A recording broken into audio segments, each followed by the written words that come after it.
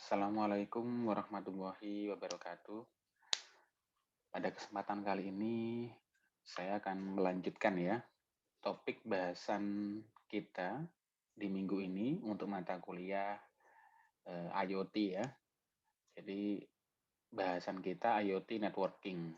Jadi kita akan belajar seperti apa sebetulnya eh, ini ya networking dari sebuah sistem IoT gitu ya atau sebuah link environment IoT. IoT Applications Area. Jadi ada beberapa area yang menjadi yang bisa diimplementasi metode atau penerapan IoT gitu ya. Contohnya, ini ada home. Home ini di rumah ya. Kita sekarang banyak sekali melihat rumah itu smart house gitu ya. Dari segi entertainment-nya, menyalakan TV, menyalakan utilitas sesuatu gitu ya, menyalakan lampu gitu ya, security gitu ya. Itu semuanya menggunakan perangkat IoT untuk merecord maupun mengirimkan data. Berikutnya ada di transport. Jadi transport ini banyak ya kalau di transportasi ya. Ada dari logistik, ada traffic ya. Traffic ini seperti di lampu merah kemacetan sekarang sudah pakai CCTV juga ya gitu ya. Parkir gitu ya. Emergency service. Jadi misalkan terjadi sesuatu di jalan bisa memberikan informasi secara cepat misalnya di highways gitu ya. Ini juga banyak sekali digunakan konsep-konsep IoT. Berikutnya di community. Community ini contohnya macam-macam gitu ya. Ada di factory, di pabrik gitu ya. Di retail itu juga memanfaatkan IoT. Ada di surveillance, jadi ada di business intelligence, jadi di bisnis, di area bisnis juga ada gitu ya. Jadi banyak sebetulnya penerapan dari IoT bisa diterapkan di berbagai bidang gitu ya. Kalau di dalam perusahaan secara nasional gitu ya banyak ya ada utilities, ada infrastruktur gitu ya, ada misalkan air kita bisa mengaktifkan keran air, bisa memonitor berapa debit air dan sebagainya gitu ya. Ada remote monitoring, ada smart grid gitu ya. Ada untuk pertahanan juga untuk keamanan sebuah negara itu juga bisa digunakan eh, konsep IoT di dalamnya. Jadi Internet of Things itu terdiri dari sensing, analytics, and visualization tools gitu ya. Jadi sensing ini ya dia menangkap sesuatu ya. Jadi sesuatu yang bisa diukur ya di measurement. Jadi terlalu data tersebut dianalisis sesuai dengan kebutuhan di bidang tersebut gitu ya, dan divisualisasikan dan ditampilkan menggunakan visualization tools. Yang menjadi mudah yaitu dia anytime, anything, dan anywhere gitu ya. Anytime bisa di kapan saja ya, tidak peduli mau malam, tengah malam hari, pagi hari, dan sebagainya. Anything itu ya sekarang bisa apa saja ya yang diterapkan IoT gitu ya. Sudah banyak perangkat-perangkat IoT yang sudah kompatibel gitu ya dengan banyak sekali microcontroller seperti Raspberry dan Arduino. Anywhere ya di berbagai tempat, di tempat mana saja. Ini contohnya industri, ada ini policy makers, ada home personal user, ini orang biasa, ada dokter gitu ya. Banyak sekali pengguna atau user yang juga bisa terlibat di IoT ini. Tadi sudah saya singgung sedikit mengenai IoT komponen ya. Jadi IoT ini terdiri dari beberapa komponen. Yang pertama tuh sensor atau aktuator ya. Nanti kita akan bahas lebih lanjut. Sebetulnya ada beberapa pilihan-pilihan sensor sesuai measurement yang akan kita ukur. Berikutnya communication between server or server platform. Jadi kita perlu protokol komunikasi ya antara server dengan perangkat IoT kita jelas. Berikutnya server atau middleware platform gitu ya. Berikutnya ada data analytics engine. Ya, sebuah IoT ya dia hanya akan merecord data gitu ya, tapi untuk analisisnya kita perlu melakukan analisis lebih jauh mengenai data yang kita dapatkan itu. Berikutnya untuk aplikasinya gitu ya berbanyak sekali sebetulnya. Ini platformnya bisa iOS, bisa Android, bisa web gitu ya. Ini berbagai macam cross platform lah intinya ya. Jadi sudah mendukung berbagai macam platform dan juga banyak bahasa pemrograman. Nanti kita bahas. Nah, ini IoT ini ya arsitektur model ya, di mana di yang paling tinggi itu pasti application. Jadi application itu ya di sisi aplikasi seperti layer OSI ya sudah pernah belajar ya di jaringan. Jadi application layer itu yang paling atas yang langsung berhubungan dengan user. Lalu ada IoT Business Process Management. Ini versi yang arsitektur yang kompleks ya, di mana setelah itu dia ada service organization ya. Jadi ada dua sisi di sini menurut IoT arsitektur model itu ada dari segi manajemennya, ada dari security-nya gitu ya.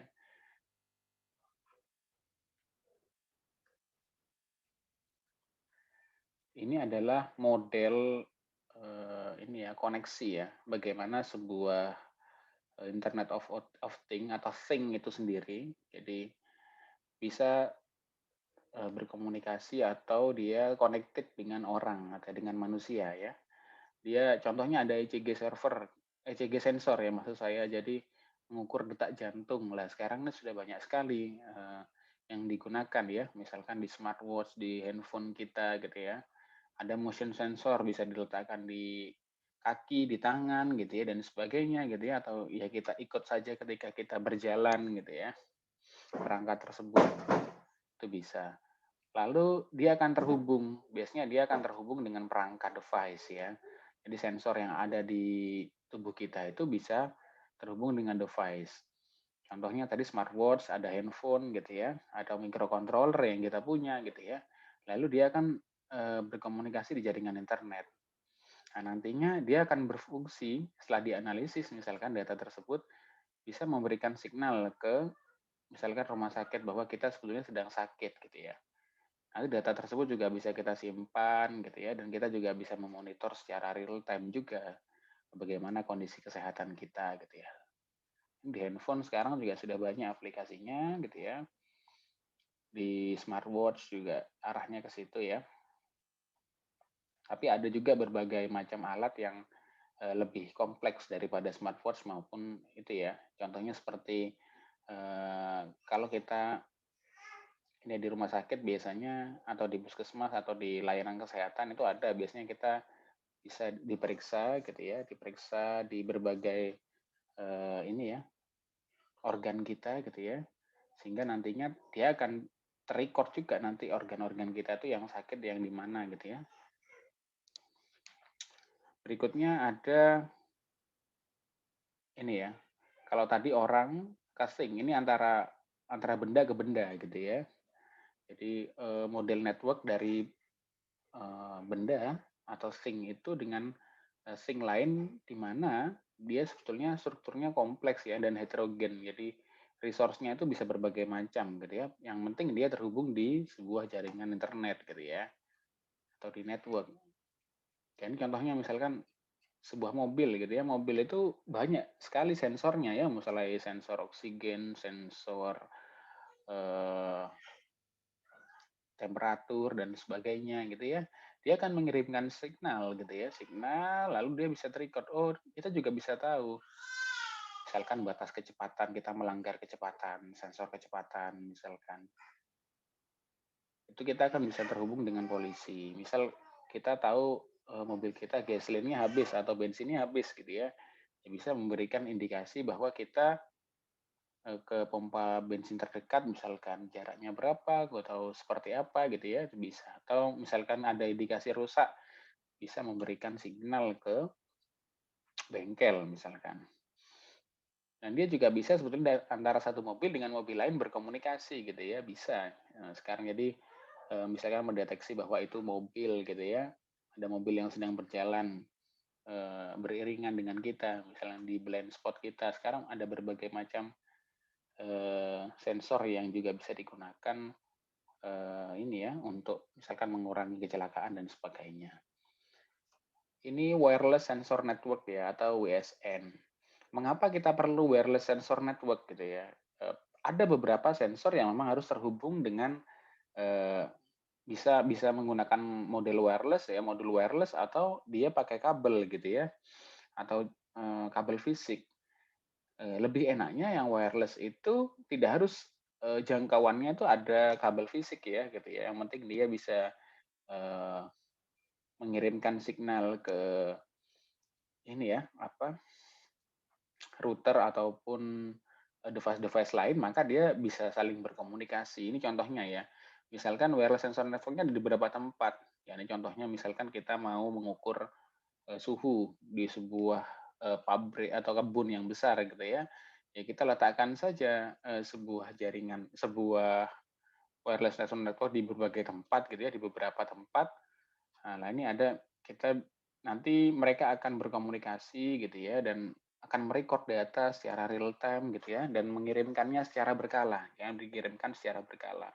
Ya pasti akan lewat, router biasanya, lalu ada yang disebut sync node gitu ya. Lalu dia akan masuk ke gateway, baru ada core internetnya.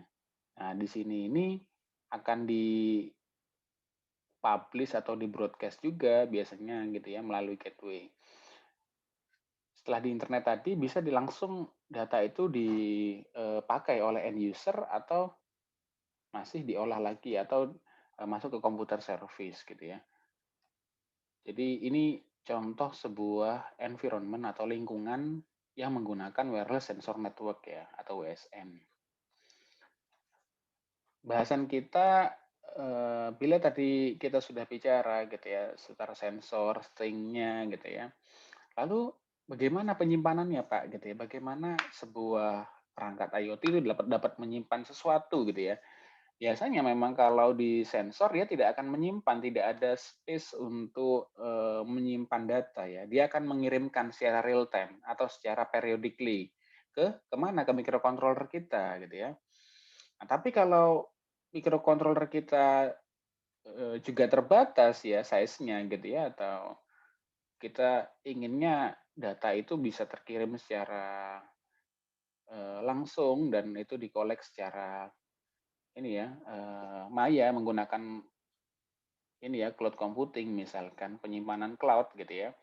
Nah, itu sekarang yang memang sedang tren. Jadi arah penelitian juga arahnya ke cloud computing ya. Jadi bagaimana penyimpanannya yang baik, bagaimana visualisasinya gitu ya, bagaimana, komputasinya di cloud computing-nya, bagaimana analisis, bagaimana storage-nya. Ini tadi kita sudah bahas mengenai application ya. Jadi application itu banyak ya, ada surveillance, critical infrastruktur, misalkan memonitor jembatan dan sebagainya gitu ya. Environment monitoring, health, ada smart transportation gitu ya. Ini aplikasi di berbagai area yang tadi kita sudah bahas. Lalu di penyimpanannya gitu ya, kita bisa memanfaatkan cloud computing selain ya otomatis media penyimpanan yang ada di microcontroller ataupun di server fisik kita gitu ya. Ada 2 cara, bisa pakai server fisik, bisa pakai cloud gitu ya. Di cloud ini biasanya yang penting gitu ya, atau yang kritikal gitu ya, dia akan melakukan visualisasi gitu ya.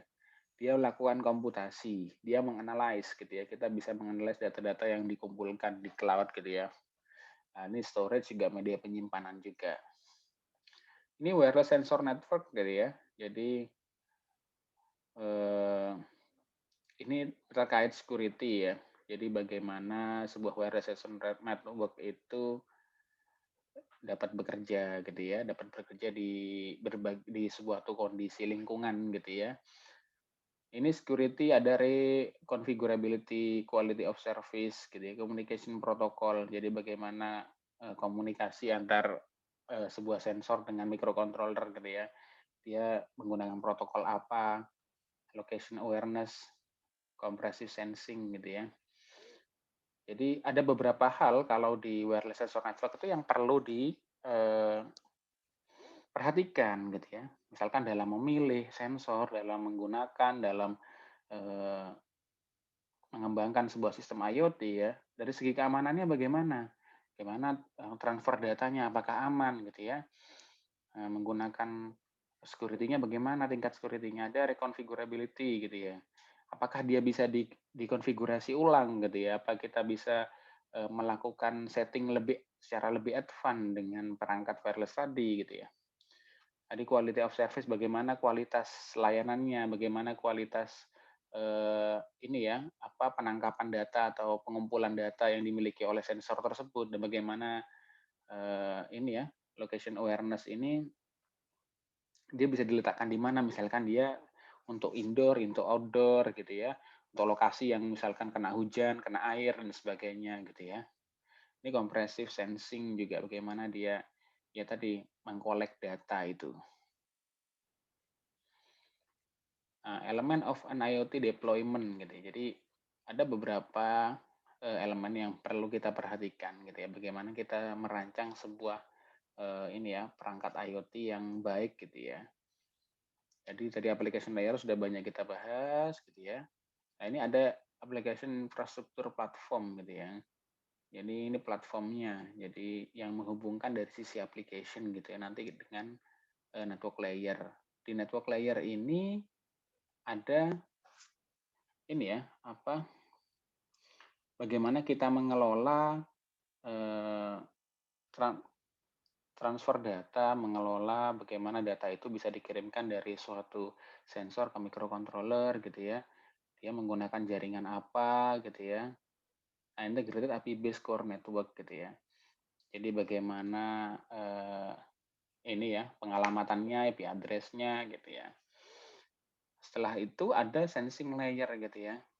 Jadi ada yang paling kecil memang sensing layer. Jadi bagaimana sensor-sensor itu bisa menangkap ini ya dan mengukur sesuatu dan mengirimkannya akhirnya nanti melalui network layer ke application layer.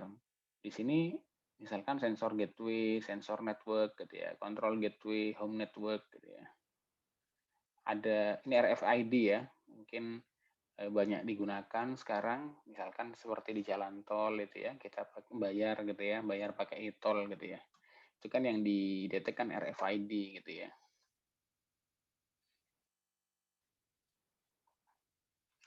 IoT device and sensor. Jadi ini kita akan sedikit lebih dalam ya membahas mengenai IoT device. Jadi mengenai sensor-sensor gitu ya. Kalau tipe-tipenya ini ada ini ya, model-modelnya ada akustik ya. Ini signal atau kuantitinya. Jadi ada yang akustik, ada biological and chemical gitu ya. Jadi ini yang berkaitan dengan nanti gas, cairan, sebagainya.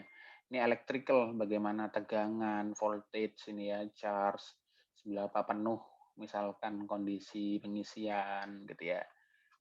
Ini amplitudo gitu ya, conductivity. Ini hubungannya dengan ke electrical gitu ya. Kalau akustik ini tadi ini ya gelombang, spektrum gitu ya. Kalau biological and chemical tadi sudah ya cairan, magnetic gitu ya, magnetic field. Jadi yang mendeteksi daya magnet misalkan. Ada optical, refractive index gitu ya, absorption. Ada thermal, ini biasanya sering kita pakai ya, temperatur, flux, special heat, gitu, specific heat ya. Jadi untuk mendeteksi panas-panas tertentu gitu ya. Ada thermal conductivity, ini untuk signalnya. Kalau mechanical biasanya posisi, misalkan dia sudah di posisi yang benar, maka akan melanjutkan tahap berikutnya. Itu biasanya juga menggunakan konsep IoT. Velocity gitu ya, acceleration, kecepatan gitu ya. Strain, stress, pressure, tegangan, tekanan gitu ya. Torsi gitu ya. Torsi ini contohnya seperti pada mobil ya, seperti ini ya, transmisi pada mobil gitu ya. Ya misalkan pada torsi tertentu dia akan pindah gigi bila torsinya sudah dan kecepatannya sampai sekian, gitu RPM-nya sampai sekian gitu ya. Device, jadi tadi kita sudah bahas sedikit mengenai sensornya gitu ya. Lalu ada yang disebut sensor dan aktuator gitu ya. Ini sebuah yang halnya sebetulnya sama gitu ya, sebuah device, sebuah perangkat gitu ya. Tapi fungsinya berbeda gitu ya. Misalkan ini detect and measure a signal or stimulus. Jadi sensor itu dia akan mendeteksi dan akan mengukur gitu ya. Nah, dia acquires information from, dia akan mendapatkan informasi-informasi dari dunia nyata atau dari real world ya. Kalau aktuator ini menggenerate signal gitu ya. Jadi ada perbedaan mengenai sensor dan aktuator. Nah, ini aktuator itu biasanya, kalau sensor itu kan dia mendapatkan datanya ya. Kalau aktuator itu dia responnya biasanya. Jadi misalkan kalau kita suhunya sekian, maka nanti dia harus memutar keran untuk menyalakan ini air misalkan, atau yang mudah dia akan menyalakan fan misalkan. Ya berarti yang disebut sensor ya sensor humidity-nya, sensor temperaturnya, yang disebut aktuator ya ini yang untuk feedback dari sistem IoT-nya itu. Misalkan bila sensornya mengalami mendeteksi panas, maka dia harus mendinginkan ruangan misalkan. Itu konsep sensor dan aktuator. Ini sudah kita bahas tadi ya, energi from example itu mechanical, thermal, elektromagnetik, optical, chemical gitu ya, ini jenis-jenisnya gitu ya. Sudah kita bahas tadi. Nah, ini contoh-contoh sensor ya, ada sensor temperatur sensor gitu ya. Jadi dia mengukur gitu ya tekanan, pressure, volume, ya jumlah electrical resistance dan strain-nya. Jadi biasanya digunakan untuk apa? Untuk building chemical process plant. Jadi proses plantasi ya. Jadi misalkan di greenhouse dan sebagainya gitu ya, di engine, mobil, appliance, komputer dan lainnya gitu ya. Ini tentang temperatur. Bahkan komputer kita, laptop kita pasti ada temperatur sensor ya. Jadi kalau dia panas dia akan menghidupkan fan gitu ya. Jangan sampai tidak, maka akan overheat. Ada accelerometer gitu ya, measure along one axis and is incentive to orthogonal direction gitu ya. Jadi biasanya untuk pengaplikasiannya itu bisa untuk ini airbag ini pada mobil gitu ya, washing machine itu alat pencuci gitu ya, heart monitoring, monitoring detak jantung, car alarm gitu ya. Jadi accelerometer ini biasanya ada di HP-HP kita tuh, ada HP-HP Android zaman sekarang itu sudah ada accelerometernya.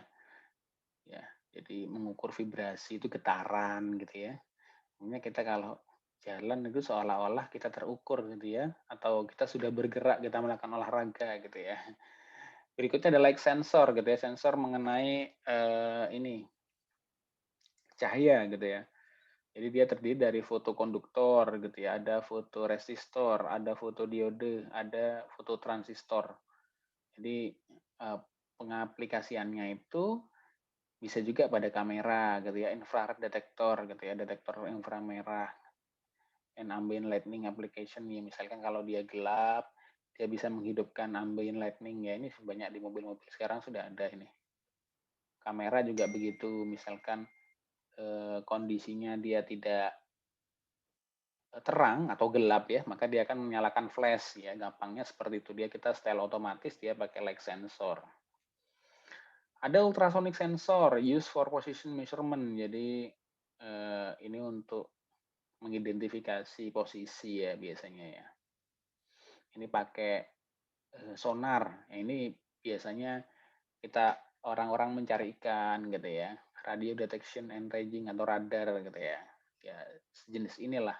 Jadi biasanya ultrasonic itu digunakan untuk radar untuk mendeteksi posisi di suatu benda atau suatu benda. Ada photogate. Ini use in counting application. Jadi dia fungsinya untuk menghitung biasanya, untuk merecord misalnya dalam kurun waktu tertentu gitu ya. Misalkan ada benda atau ada sesuatu, ini motion period ya. Bisa kita mendeteksi misalnya jumlah orang gitu ya.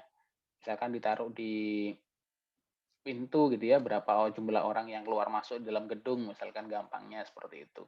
Ada CO2 gas sensor, itu measure gas CO2 level. Jadi mengukur kadar CO2 gitu yang ada gitu ya. Ini range-nya biasanya 0 sampai 5.000 ppm gitu ya. ppm itu parts per million. Jadi banyak ya, ini biasanya contohnya di radiator mobil, mungkin di, ini ya, apa, di bangunan modern gitu ya, sepertinya sudah ada juga. Jadi misalkan mendeteksi bahwa gas CO2-nya terlalu tinggi, maka dia akan menghidupkan air conditioner atau sebagainya. Tadi sudah kita bahas macam-macam jenis sensor gitu ya. Lalu apa sih yang menjadi kriteria kita dalam memilih maupun membeli sebuah sensor gitu ya? Ada 3 aspek ya, aspek ekonomi, aspek environmental, aspek sensor karakteristik. Yang pertama dari segi ekonomi ya, otomatis cost-nya, biayanya. Jadi sensor itu ada yang murah, ada yang mahal ya. Bedanya di apa, Pak, gitu ya? Bedanya ya di, ini, apa, kualitasnya, dari kualitas materialnya, dari kualitas, data, dari keakurasinya gitu ya. Nah, ini dari segi biaya juga penting. Oh, kita memang mau cari yang low cost gitu ya, otomatis kita cari aja yang, tidak terlalu signifikan, misalnya tidak butuh akurasi yang terlalu tinggi gitu ya, kita cari yang cost-nya murah gitu ya. Ada availability-nya, dia ini ya, untuk memperolehnya tuh mudah availability-nya gitu ya. Lifetime-nya, berapa panjangnya, umurnya gitu ya. Misalkan, oh ini sensor ini bisa bertahan selama setahun gitu ya, 2 tahun, atau yang dia ini, long life gitu ya. Ada environmental. Environmental ini dari segi size. Dia seberapa sih eee, ukurannya. Lalu power consumption ini penting. Kalau kita sudah bicara IoT ya, maka power consumption penting. Biasanya kan, di misalkan wireless sensor network-nya, dia untuk bisa hidup kan dia butuh listrik gitu ya. Listriknya pakai apa? Misalkan pakai baterai, ini akan sangat berpengaruh. Oh, kita lokasinya akan jauh atau harus hemat energi atau bagaimana gitu ya. Ini power consumption-nya kita pikirkan. Ada interference and sensitivitasnya. Jadi bagaimana dia bisa tahan terhadap gangguan, interferensi dari luar. Jadi dan sensitivitasnya bagaimana gitu ya. Jangan-jangan tiba-tiba dia bila ada gangguan sedikit dia sudah tidak bisa bekerja dengan baik gitu ya. Itu yang perlu kita pikirkan. Ada sensor karakteristik. Jadi karakteristik dari sensor itu sendiri. Jadi sensitivitasnya tadi seperti apa. Ini sudah ada juga di environmental ya. Range-nya, jaraknya. Kita bisa pilih misalkan tadi temperatur ya. Tapi ternyata range-nya hanya 2 meter gitu ya. Nah, kita butuh yang range-nya luas karena jangkauan objek kita luas ya otomatis itu menjadi pertimbangan juga dalam kita memilih sensor gitu ya. Range, ada stability. Dia seperti apa stability-nya? Kadang memang dia, ada beberapa perangkat yang murah itu, atau sensor yang murah, ya dia bisa menerima atau mengukur, suatu misalkan suhu gitu ya. Tapi, terkadang dia nggak stabil gitu ya, angkanya terkadang naik turun secara signifikan gitu ya, atau dia sering error atau tidak ini ya. Respon time-nya gimana gitu ya. Jadi respon time ini, eee lama atau pendek gitu ya, yang paling bagus ya pasti lebih singkat lebih bagus gitu ya. Kita sedikit bahas mengenai IoT device ya, Arduino. Jadi ada 2 yang biasanya umum kita, gunakan ya, jadi Arduino dan Raspberry Pi. Nah, ini Arduino ini secara umum dia sifatnya open source gitu ya, open platform gitu ya. Dia fleksibel, dia karena bentuknya kecil ini ya, seperti ini contoh-contoh Arduino, ada Arduino C dan sebagainya ya. Dia easy to use gitu ya. Dan biasanya tinggal pakai gitu ya. Tipikal user-nya ya banyak ya, sebetulnya tidak hanya artis, desainer, hobis gitu ya, nggak harus ya. Jadi, eee, memang ini tidak terlalu kompleks sistemnya. Jadi untuk analisa data yang lebih, baik itu biasanya menggunakan Raspberry. Application involving interactive object or environment. Jadi ini digunakan atau diaplikasikan gitu ya di sebuah kondisi lingkungan yang memang membutuhkan, interaktif objek gitu ya. Jadi objek yang interaktif untuk mengkolek data maupun, ini ya sesuatu ya itu dibutuhkan. Nah, kita bisa pakai Arduino di situ ya. Nggak mungkin juga kita pakai, PC atau komputer di situ ya. Berikutnya benefitnya microcontroller gitu ya. Ini kalau karena dia bersifat microcontroller gitu ya, ini menjadi jembatan ya, atau menjadi jembatan dari, eee, physical world atau ya dunia fisik kita dengan cyber gitu ya. Balance functionality and easy to use gitu. Jadi memang kita perlu nanti memikirkan apakah memang tidak membutuhkan resource yang besar, maka kita cukup pakai Arduino ya, nggak usah pakai Raspberry Pi gitu ya. Low cost ya, murah gitu ya. Ini kira-kira $35 ya, tapi sekarang ada yang lebih murah ya. Arduino C ini contohnya ada Leonardo, Do, Micro, Lilipad, Explora, ada Arduino Uno, ini juga sering ini ya di Tokopedia, di Shopee, kalau pengen beli bisa, ini murah. Jadi Arduino programmingnya, jadi dia basisnya adalah bahasa pemrograman C++ ya.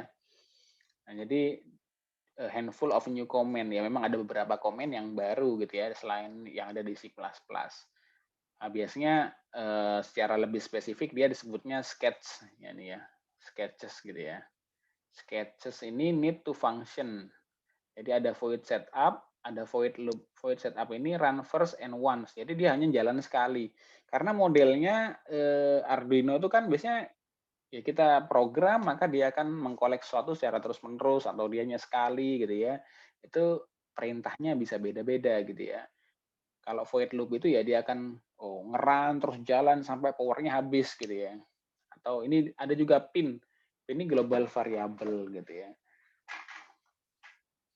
Ada beberapa sintaks ya. Ini contohnya digital write. Jadi kalau kita ini ada pin, ada value. Ini send a voltage level to a designed pin. Jadi ini tegangan ya, level tegangan yang dikirim. Ada pin mode. Ini design the specified pin for input or output. Ya ini untuk input output. Ada digital read, read the current voltage level from the designated pin. Ini kita pakai digital read pin. Ada analog version. Jadi ini range-nya 0 sampai 1023. Ada serial command ya, kita juga di bahasa pemrograman lain kenal ya, print, println, println biasanya ya. Kalau di Java gitu ya. Ini ada println, ada write gitu ya. Dan dia enaknya kita bisa belajar di sini ya, www.arduino.cc ya. Ini online support forum, jadi silahkan dibuka, mau belajar seputar Arduino, konfigurasi awal apa yang perlu kita lakukan sebelum menggunakan gitu ya. Nah, itu kita bisa belajar di sini gitu ya. Nah, berikutnya device yang berikutnya Raspberry Pi ya.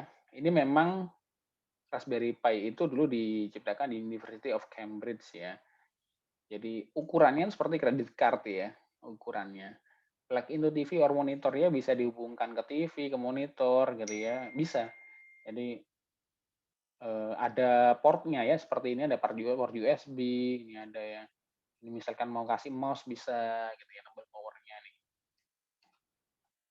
Extensively used for IoT education ya, memang biasanya digunakan untuk studi gitu ya, menggunakan Raspberry. Typical user ya programming, jadi biasanya seorang programming yang pakai electronic project, Office gitu ya. Nah, kira-kira lah ya biayanya $35 sampai $100 gitu ya. Sekarang kan Tokopedia tuh 700 ya, sekitar itu ya Raspberry Pi 3 itu ya. Ada beberapa komponen nih dari Raspberry Pi. Yang utama itu terdiri dari Raspberry Pi board. Ya ini ya, boardnya itu ininya ya. Ini PCB-nya itu. Lalu prepare operating system atau SD card. Ada USB keyboard. Otomatis kita kalau mau ngetik sesuatu sintaks ya nggak bisa kalau nggak ada USB keyboard ya.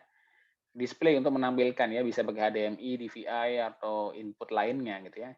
Dan power supply otomatis. Jadi yang tenaganya dari mana gitu ya, harus ada power supply juga gitu ya.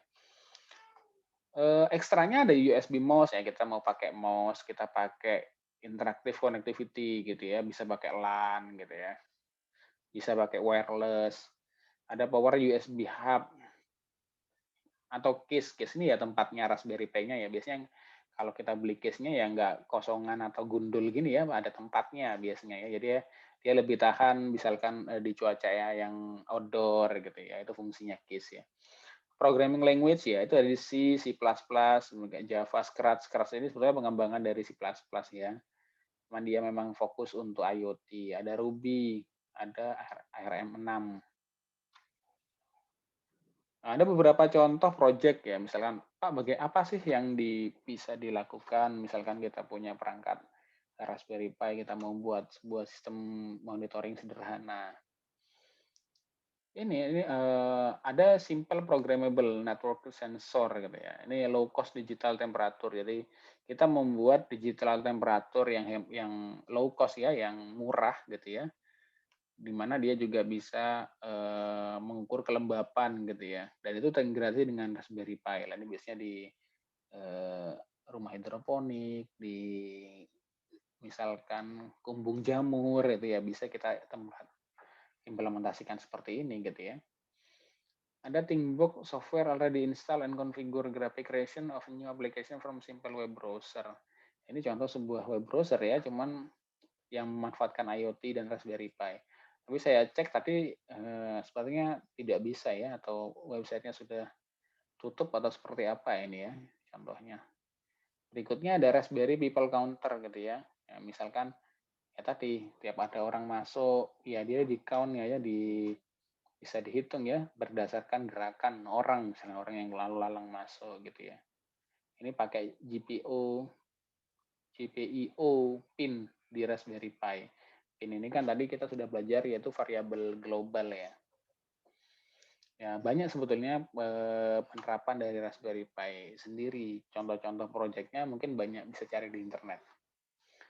Mungkin itu bahasan kita mengenai IoT networking. Bila ada pertanyaan nanti silakan tanyakan di komen YouTube atau bisa tanya di fitur forum di Learning ya. Kurang dan lebihnya mohon maaf. Assalamualaikum warahmatullahi wabarakatuh.